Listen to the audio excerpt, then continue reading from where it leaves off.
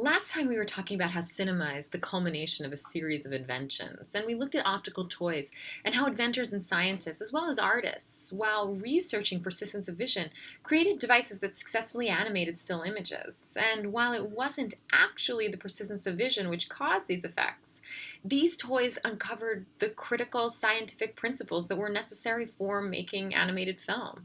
The principles of the phi phenomena, visual masking, and critical flicker fusion. Now we're going to discuss the second item on the list, photography, and in particular the photographic camera. Um, projected film is really just a strip of transparent photograph separated by brief empty spaces, and which are then projected onto the screen. Photography doesn't predate cinema by very long, really just a few decades. If you remember, we dated the earliest film, Edison's Monkey Shines, at right around 1890. Photography takes its form just about 64 years earlier. 1826 is the date given to Niepce's photograph View from a Window at Le Gras. This is considered the very first permanent photograph. And you'll note that I say permanent photograph rather than just photograph. This is because there were other people who had learned how to make images using the basic principles of photography, but couldn't make the images last. They couldn't make them stay or be fixed. Niepce and several of the other important early photographers were French, but people were independently pursuing this kind of experimentation really around the globe, and we see several nearly simultaneous inventions of photography, particularly with dense centers of experimentation in England and in France. This is similar to what happened with cinema. It was being invented simultaneously all around the world. Your textbook goes into these parallel narratives in quite a bit of detail. By the 17th century, it was already well known that some chemicals, such as silver chloride and other salts, were sensitive. That is, they were sensitive to the sun, photosensitive. They changed when exposed to sunlight. In the case of silver chloride and other silver-based chemicals like silver nitrate, they darkened. A few decades earlier, around 1802, the English sculptor Thomas Wedgwood was capturing images on paper using silver nitrate. He didn't use any kind of camera to make his images. Rather, he just placed objects directly onto the paper so that the object blocked out the light from touching the silver salts underneath it in those areas. So the uncovered bits darkened and the covered areas stayed light. In this way, he produced prints. He presented his findings at various scientific conferences and public events, so his discoveries were very well known and well documented. What he didn't achieve, however, was making these prints permanent. As soon as he removed whatever object he had placed on the treated paper, that area too would begin to darken. And so what I'm showing you here, as the caption indicates, are simulations of what his early photo prints look like, but none of those exist any longer. Something that this process points out well is that when you make a photograph, what you get is a negative image, as in everything that was dark was now light and vice versa. Now, in 1826, we get Nicephore Niepce's View from a Window at Le Gras, a permanent photograph, one that was chemically treated to stop the developing process. Niepce discovered a way of halting, or what's in photography is called fixing, the darkening process so that the photograph could be brought into light and looked at. The other thing you'll notice about this photograph is that it wasn't made by placing an object onto the light-sensitive surface. It was in fact made with a camera, that is, with a little box with a tiny hole in it. So the word camera just means room. The full name of these devices is actually camera obscura, which means dark room. We often associate the phrase dark room with the developing process of film, where one unloads, develops, and prints the film in the dark so that no unintended light touches the film or disturbs the image. But darkness is equally important in making the photograph, and cameras are based on a basic physical principle that if in a totally dark space, one makes a tiny hole to let light in, just a teeny tiny aperture, through that hole will spill a beam of light. And that point of light will gradually widen into a cone. But there's something special, even magical, about this cone of light. The light will actually project an image of what's outside the camera obscura with exacting detail. The tiny hole will project an upside-down vision of the world. This is what we often refer to as a pinhole camera, and it gives us almost like a little movie playing upside down in the dark. I'm showing you here a published description of the camera obscura from the mid-16th century. However, this principle had been known since ancient times, and it appears in ancient Chinese, ancient Greek, ancient Arabic, and ancient Egyptian texts. So scholars and philosophers around the world have been fascinated with this property for literally, millennia before the invention of photography. And in some basic way, this property helps describe the functioning of our own eyeball, too, with the pupil being that tiny hole that lets a dark image into space. This device was used as a painting and drawing aid before it ever was used in the service of making photographic images. As you can see from this illustration, this is how a camera obscura could be used to make a drawing or painting of a subject. An artist is inside a darkened room, and of course, in this illustration, the wall is transparent so we can see what's going on inside, where this wouldn't work if there wasn't a wall blocking it totally in. A woman stands outside and her image is projected onto the camera obscura, flipped upside down. The artist has put a piece of paper or canvas between himself and that projection to make a little screen, and he's tracing the image onto the screen. Dutch painters like Vermeer are suspected to have used this technique to create hyper-realist paintings in the 17th century. As you can see from this example, titled The Art of Painting, we have a painting that looks a lot like a photograph compositionally and in perspective and accuracy. What happens in the camera obscura in this illustration is essentially what happens inside of a photographic camera, except for instead of a small room, we have just a small box. And instead of a canvas, we would place a light-sensitive surface, whether that's a modern spool of film or, as it was for Niepce, a pewter plate that was coated with sensitive materials. Now I'm showing you a photograph taken inside of a camera obscura. This is by a contemporary artist named Abelardo Morell, and he constructs camera obscuras in ordinary rooms. In this case, it's in a suburban bedroom. He darkened the room entirely, blacking out all of the light from the windows and from under the doors and so on, and he makes a tiny hole in one of the window coverings so that light can peek inside. Then he photographs the scene with a regular traditional camera. So here we see the house across the street projected onto the wall above the rumpled bed, and he's used black and white film to capture this scene. Here in this next photograph, however, he's used color film to document this camera obscura made in a high-rise apartment looking over New York Central Park. In these photographs, you can get a sense, I think, of just how uncanny and strange camera obscuras are, and I think it's easy to imagine why this effect fascinated people from ancient times to the present. You can easily make a camera obscura in your own room. Just black everything out and let in the tiniest bit of light. Morell's photographs are, of course, still images, but when you're inside a camera obscura, the effect is really almost identical to watching a movie, except this movie is live and just outside your door. The closest analogy to how it appears would really be a cinematic projection. I'm showing you one last image of Morell's, and this one is made in the galleries of the Philadelphia Museum of Art.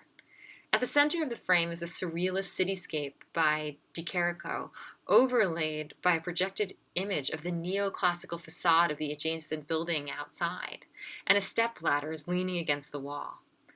This juxtaposition of the surrealist painting, a physical object, and an immaterial upside-down projection makes it hard to distinguish the physical, real objects from these visual illusions, and makes the real world and nature and science as real and as strange as the world that's within the surrealist painting.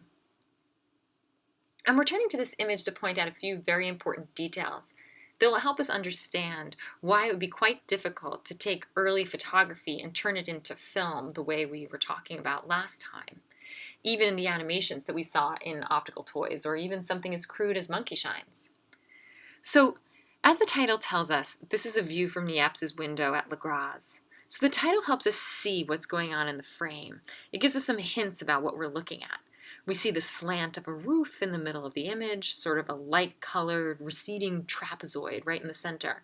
And on the left, we see a tower-like building with peaked roofs and a dark, shadowy area in the lower middle of the frame. This doesn't have the photographic detail we're accustomed to, and this is because it took about 8 hours to expose this image.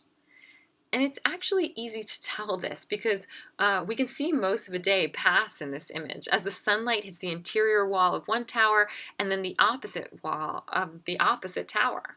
So the sun literally travels across the sky during the taking of this photograph.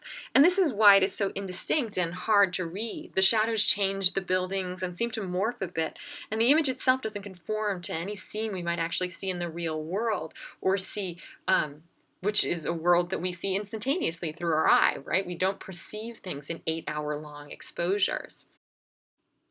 Here we see an image from just about 10 years later by Niepce's collaborator and later competitor, Daguerre. And it's much sharper and shows a more distinctive set of images and was taken in a much briefer moment of time. These advancements were caused both by improvements in the photochemicals that were used in the process and in the incorporation of lenses into cameras. Lenses could gather more light and concentrate it to a finer point so that the images could be captured more quickly because the light was more intense, and the lenses could focus the image into sharper clarity.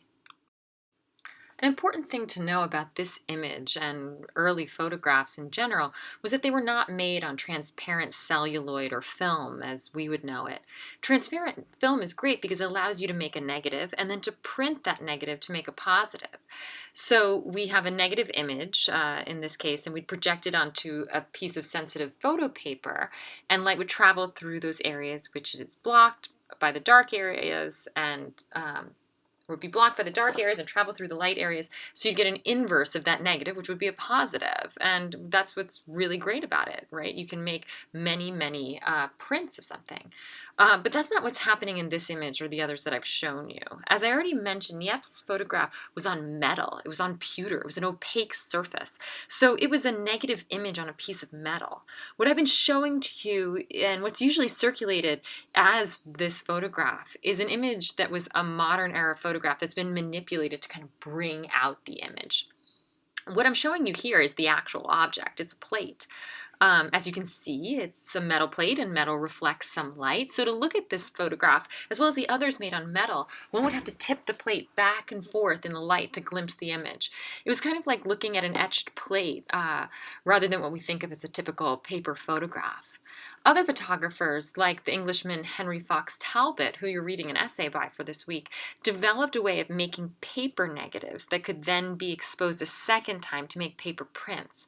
What's significant about that is the fact that if there's an image on metal here, you can't make copies of it, but you could with these paper negatives. The metal plate, it's a singular object. It's more like a painting in its singularity than a modern photograph that could be endlessly printed and mass distributed. So these early photographs took a long time to expose, initially many hours, eventually whittling down to minutes and then to seconds. But all of these exposure times were far from the 12 frames per second needed at minimum for an animated image. And since the images were opaque, they couldn't be printed into positives or distributed or projected or made into a transparent surface that could be run through a film camera or a projector. So a lot would have to happen to make photography into film. Luckily, many inventors were pursuing photography, so it was rapidly improving and changing. More and more accurate cameras were developed with better lenses, and more sensitive chemical formulas were discovered. And as I already mentioned, transparent negatives were soon made so photographers could easily make copies of their images. I'm going to show you a few more images to stress just how rapidly things changed. Here's another image by Daguerre, a view out of his window looking down at the Boulevard du Temple in Paris. And here we see a much clearer image of a street scene. Though it's evident here that the exposure still took several minutes rather than several hours. People and animals were rarely the subjects of early photographs because they move around so much, and even when you're trying to hold perfectly still, you still get blurry.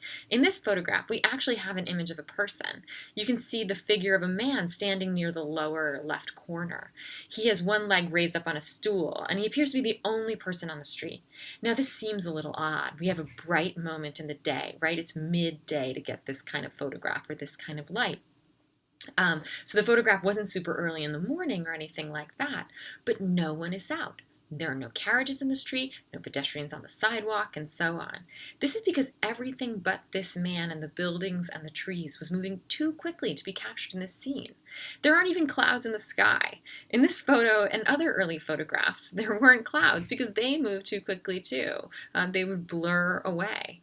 Here, the only man standing relatively still enough is the one having his shoes shined on the corner, and he's immortalized in this photo. Even the shoe shine person is moving too fast to be fully captured, and we only get a sense of the lower half of his kneeling body by the stool.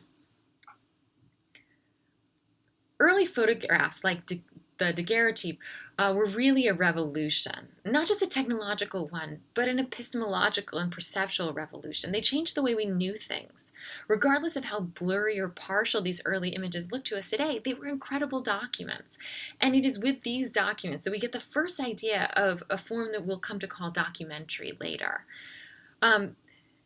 There have always been ways of visually capturing the world for a long time through art, right? Particularly in painting and drawing. We've been creating images for thousands and thousands of years. Some of these images are interpretive and expressive, and others make claims about history. Historical paintings served an important function in the days before photography. History paintings represented a narrative moment in a story. This story could be fictional or legendary, or could represent a historical event for the eye.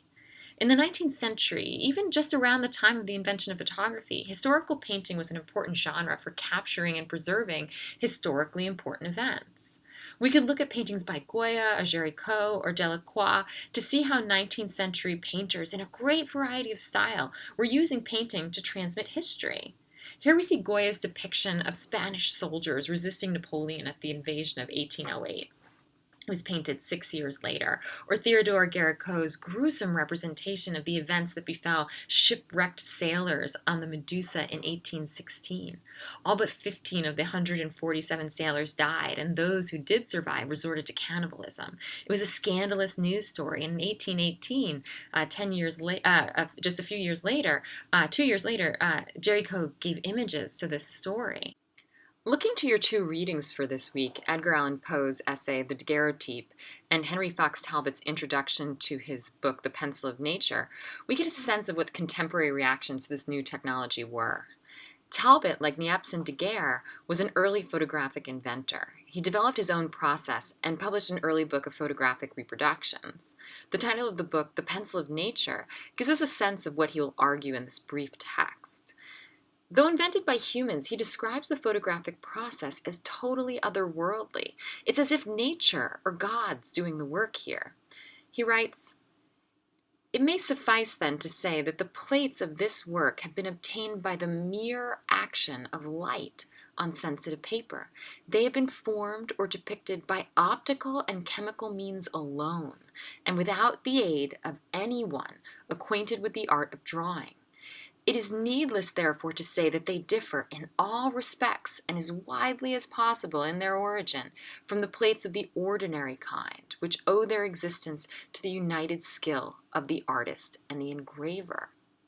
Right? So here he's separating photographic technology from any of the arts that might involve anyone's subjective interpretation of an event. This is nature portraying herself, unbiased here. He continues, "They are impressed by nature's hand, and what they want yet of delicacy and finish of execution arises chiefly from our want of sufficient knowledge of her laws. When we have learned more, by example, respecting the formation of such pictures, they will doubtless be brought much nearer to perfection, and though we may not be able to conjecture with any certainty what rank they may hereafter attain as pictorial productions, they will surely find their own sphere of utility, both for the completeness of their detail and correctness of perspective." So what he's pointing out, or really arguing here, is that human hands haven't had anything to do with the creation of these images. No artist has been involved except nature herself or a godlike force. So there are no artistic liberties taken here. He's presenting these works as accurate, unbiased, documentary images in which no artistic license is taken. Now, I'm sure we all know that there's lots of choices that are made in how to take photographs, and some of these choices can and do really change or manipulate what we see in an image and what we as a viewer take away from it. But Talbot here is introducing this technology as a kind of objective truth and setting it off against the other arts, which remember had just previously been the way that we documented and recorded our visual history. Edgar Allan Poe, the great poet and author, would make similar claims. He describes the process of how daguerreotypes were made, and we're dropping into this quotation just after he outlines the chemical preparations of the metal plates. He describes here at the last moment that a human hand is involved, that moment of putting the plate inside the camera. He writes, "The plate is then deposited in a camera obscura, and the lens of the instrument directed to the object which it is required to paint. The action of the light does the rest. The length of time requisite for the operation varies according to the hour of the day and the state of the weather, the general period being from 10 to 30 minutes, experience alone suggesting the proper amount of removal. When taken out, the plate does not first appear to have received a definite impression. Some short processes, however, develop it in the most miraculous beauty." So we have light here doing all of the work, and light itself becomes the artist that makes this work of miraculous beauty. He continues, "All language must fall short of conveying any just idea of the truth. And this will not appear so wonderful when we reflect that the source of this vision has been, in this instant, the designer." So the sun or nature itself has been the designer. "Perhaps if we imagine the distinctness with which an object is reflected in a positively perfect mirror, we come as near the reality as by any other means. For in truth, the daguerreotyped plate is infinitely, we use the term advisedly, is infinitely more accurate in its representation than any painting by human hands." So like Talbot, he describes photographs as works of ultimate truth. This is a fragment of reality infinitely more accurate than any other representation of history ever made before, because it wasn't influenced by human hands or desires. And here we have one more little bit by him. "If we examine a work of ordinary art by means of a powerful microscope, all traces of resemblance will disappear, but the closest scrutiny of a photogenic drawing discloses only a more absolute truth, a more perfect identity of aspect with the thing represented. The variations of shade, the gradations of both linear and aerial perspective are those of truth itself in the supremeness of its perfection." He speaks here about looking at a painting first with a microscope and then seeing, it dissolve into just blurry patches of color. But when we look at a photograph, we see something different. While representation might disappear, what we see is this photographic grain, what he calls an ever more perfect truth. We have this, again, this objectiveness of science and of unbiased nature. I'm going to jump us forward now about 50 years to look at a photo by the famous American photographer Alfred Stieglitz. This image, Paula or Sunrays Berlin from 1889, is greatly different than what we've seen so far. Here we have an artfully composed image that took only a fraction of a second to make. By this point in time, we shall see, by the 1880s, right, photography had become very quick. We see a woman in the act of writing, hit by very dramatic light coming in through a set of blinds. This is just a very brief moment in time. Moreover, in this image, we see a bit of a strange scene. The woman is surrounded by photographic prints, most of them doubled or tripled even. We see 3 versions of the same image of this woman, 2 on the wall and 1 in the frame on the table, as well as a doubled seascape and other reproductions that put us firmly in the industrial age of mass reproduction, and particularly of the mass reproduction of images. And this will be the moment that cinema emerges. I'm going to call your attention here to the date. It's 1889. You might recall that this is the approximate date for Monkey Shines, the first motion picture. In terms of clarity and image quality, we almost couldn't have two more different photographs taken at roughly the same time. We could barely tell that Monkey Shines portrayed a body, whereas we have in super fine detail this image in Stieglitz's photograph. But there's still really significant differences between what it took to take a single photograph at a 12th or a 24th of a second, and what was needed to take hundreds of sequential photographs to just get a few seconds of film.